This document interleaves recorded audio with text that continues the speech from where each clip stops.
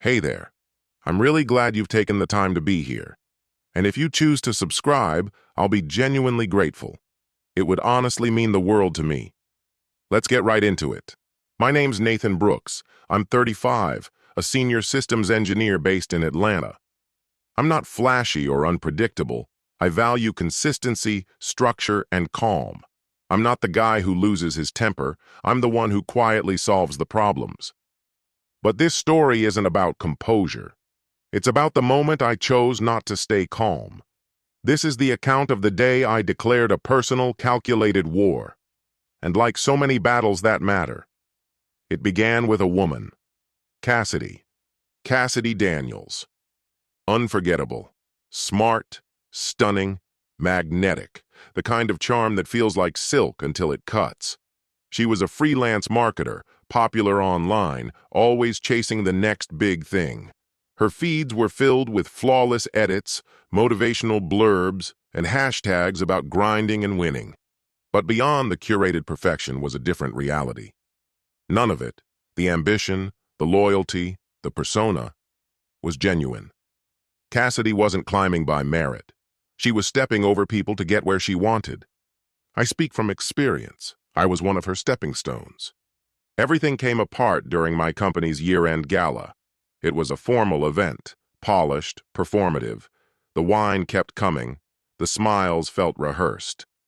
I was scheduled to receive recognition.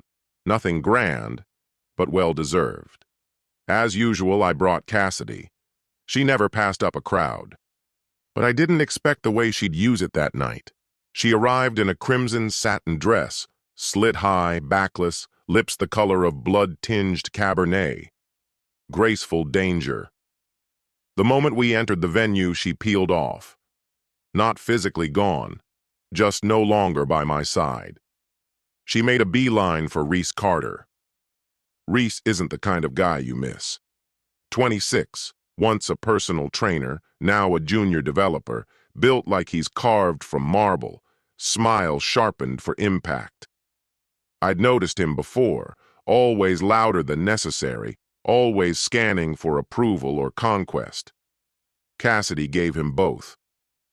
A laugh, a touch to his arm, that lean-in move with her mouth slightly open. The performance of interest, like I wasn't standing 10 feet away. I stood there, sparkling water in hand, unmoving. It didn't feel like a gut punch.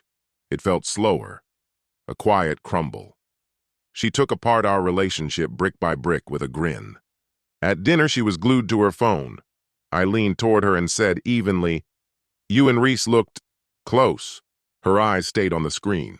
"Just being friendly. Is that a problem now?" "I'm not upset," I said, my voice calm. "Just observant." She let out an exaggerated sigh. "Nathan, not every little thing needs a dramatic reading. Maybe learn to chill."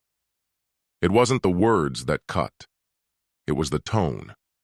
Dismissive, cold, like I was being irrational for even noticing. I didn't argue. I made a mental note, a timestamp, the first fracture. It didn't explode from there. It seeped, steady, relentless. Cassidy, the woman I once couldn't imagine life without, slowly turned into a stranger sharing my home.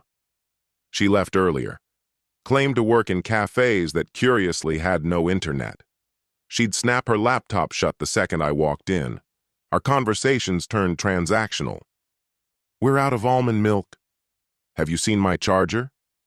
It wasn't emotional distance, it was vanishing. One evening, I walked into the kitchen. Her phone sat charging, screen glowing. A message from Reese Carter, still thinking about earlier.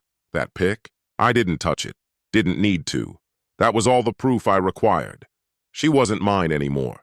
The next day, I gave her a final opening. "Cass," I said carefully, "can you be honest with me?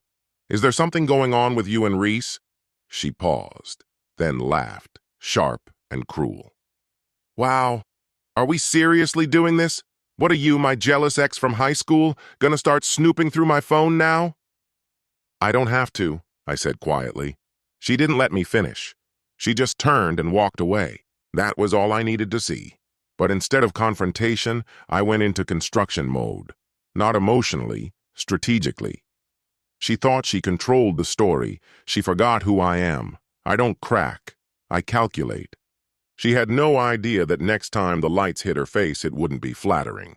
Beneath the calm stares and routine evenings, I got to work. She still thought I was the tired, checked-out partner too passive to act. But I'd stopped being that man.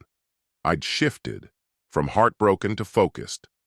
Just like diagnosing a compromised system at work, I started mapping her habits, departure windows, return inconsistencies, upload timestamps. It wasn't jealousy, it was surveillance. Over several weeks, I quietly moved $42,000 from our shared account into a private high-yield fund. Bit by bit, no red flags. I contacted Marlene, a family law expert downtown, a friend. She specialized in smooth exits. At work, I coded motion detection scripts. If certain files were accessed, I'd get real-time alerts. Cassidy always claimed she never touched my gear. She lied. 3 days later, my phone pinged. 2:13 p.m. folder accessed. Nathan personal docs receipts. IP matched her usual cafe. Target locked. She was walking into digital traps I'd set with surgical precision. Then came Saturday. Cassidy was invited to a rooftop influencer party, all filtered smiles and artificial laughter. She lit up with excitement. Gold dress, hours of prep. Her friend Mia picked her up. Cassidy blew me a kiss as she left, playing her part. "Don't wait up," she said. I didn't. Earlier that day, I'd had a projector installed at the rooftop. My friend Marcus, he handles AV for upscale events, handled it. Told the hosts it was for a brief visual showcase. 10 minutes, no logos, no sound. He owed me a favor. Cassidy stepped onto that rooftop like a queen. Camera flashes, posed cocktails, goals. Then, as twilight settled over the skyline, the screen lit up. No introduction, no music, just an image. Her and Reese. The same photo she'd sent him, he'd shown it to a gym buddy, Marcus's cousin. That's how it ended up with me. Then slide 2.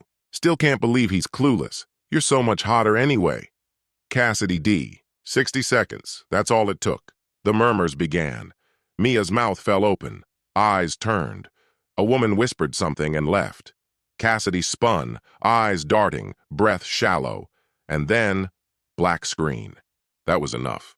No hacking, no accusations, just truth, deployed with intent. She came home after 1 a.m. Lipstick smeared, rage written across her face. "What the hell did you do?" I looked up from my book, calm as ever. "You really stood out in that photo." "Cut the crap, Nathan."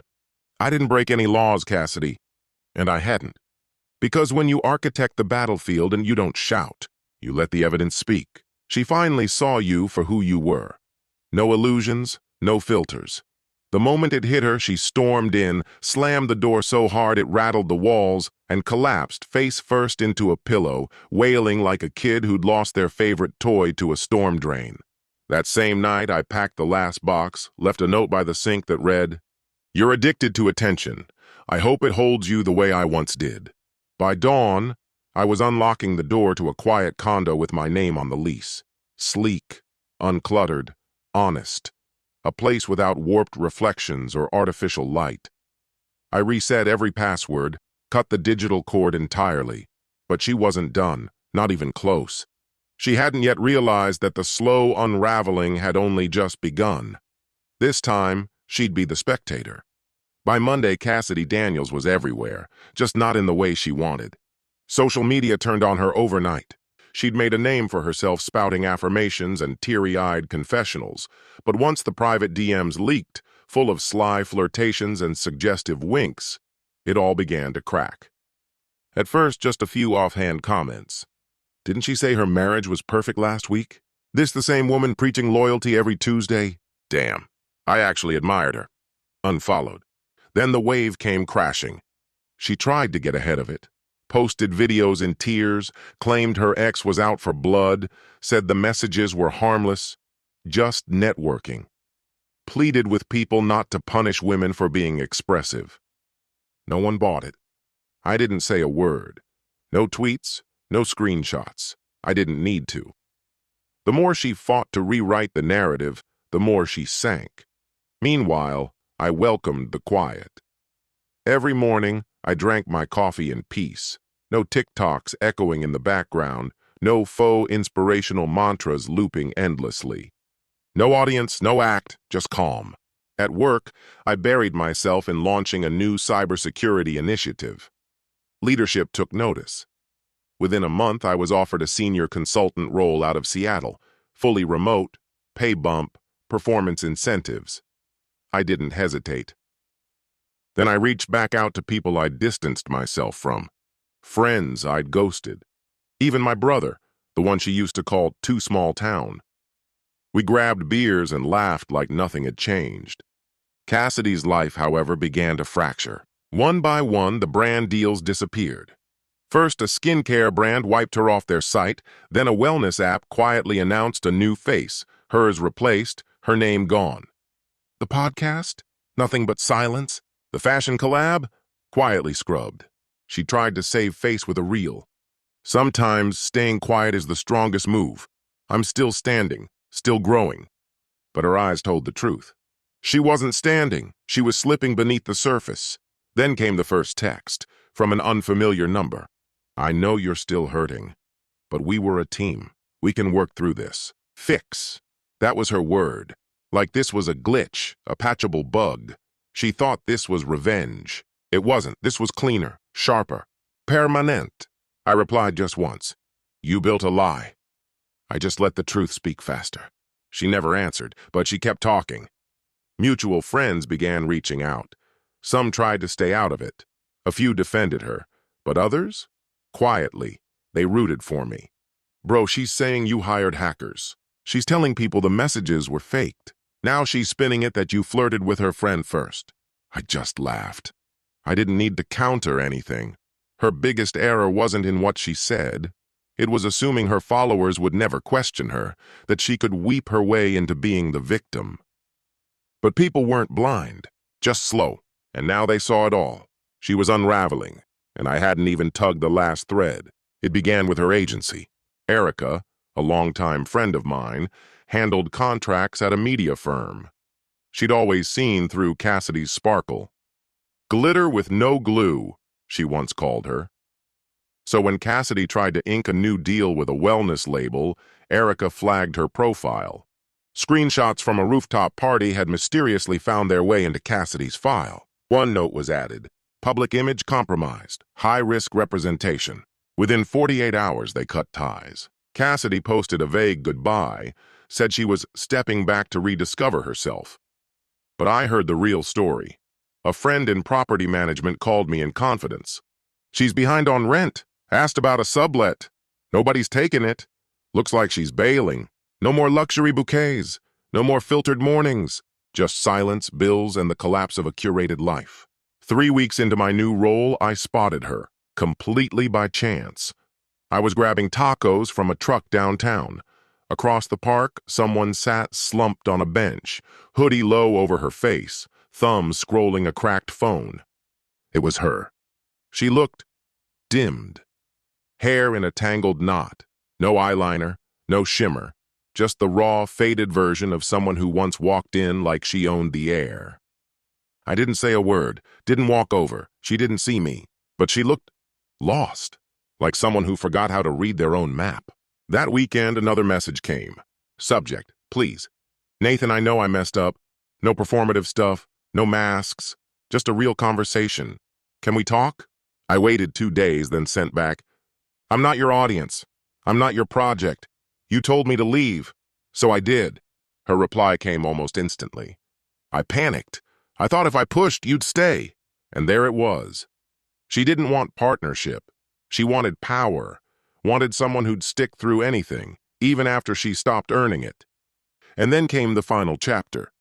I was invited to speak at a small local tech conference. Nothing major. A panel, a workshop. They cut together a short promo video with old clips from my work. One shot stood out. A moment from our wedding. A photo she once used in a sponsored post for engagement jewelry. I gave them clearance. That memory didn't belong to her anymore. It was part of my survival story. Her old followers noticed. Wait, isn't that Cassidy's ex? He's the one thriving now? Didn't she used to post about how she made him? Then nothing. No reaction posts, no passive-aggressive reels, just silence. Meanwhile, I was halfway up a mountain trail with new friends, trading real stories. No filters, no scripts, and somewhere on that hike, I felt it. The version of me who let her narrate my life? Gone. And the man who replaced him? He doesn't seek applause. He builds his own peace. And what I'm building now? That's mine. Only mine. No one pretending to love me ever truly had the power to undo me. What happened between us that day wasn't planned by either of us. But fate has a habit of pulling strings when we least expect it. It had been 4 months since Cassidy disappeared from my life. 4 months since I cut the cord completely, blocked her number, wiped her from my digital space, and walked away from the woman who once mistook silence for submission. I let her go without resistance. And now, there she was, unexpectedly, outside the quaint little bookstore I visited every Friday after work. Her hair clung damply to her cheeks from the rain. She wore tired sneakers, carried a grocery bag in one hand, and clutched her phone like it anchored her. No pose, no polished version of herself, just Cassidy, unfiltered. There was something quieter about her now. Not physically smaller, but faded somehow. Dimmed. She spotted me the moment I walked through the door. Her body tensed, her eyelids fluttered, and she spoke softly. "Nathan A." I didn't answer. I simply looked at her. She drew in a slow breath. "I watched your keynote at the Tech Summit," she said. "You seemed grounded." "I am," I said. "Could we talk?" she asked, her tone careful. "Just for a few minutes." There was no blame in her voice, no sharp edge, only a weary sadness that felt too real to perform. I nodded once and stepped outside with her. We stood beneath the store's awning, the rain tapping rhythmically around us like seconds falling off a clock. "I know I've lost the right to ask anything of you," she began. "I do. But I needed to say, I remember telling you the door was open." "You told me I was free to leave," I said. "So I did." "I didn't think you actually would," she admitted. "You didn't believe I could." Cassidy looked down. "I thought you'd fight for me. Yell, 'Break down.' Prove how much you wanted us. Like they do in the movies." "I wasn't acting in a script," I said. "I was trying to survive a marriage, and I was slowly disappearing inside it." Her voice trembled. "Do you ever wonder what we were, or what we could have been?" I turned my eyes to the street lamp casting flickering light over the wet asphalt. "I think about how many chances I gave you, how many times you mistook my quiet for giving up. But it wasn't surrender, it was strength." She blinked rapidly, trying to keep the tears back. "I never meant to ruin what we had." "You didn't ruin it," I said.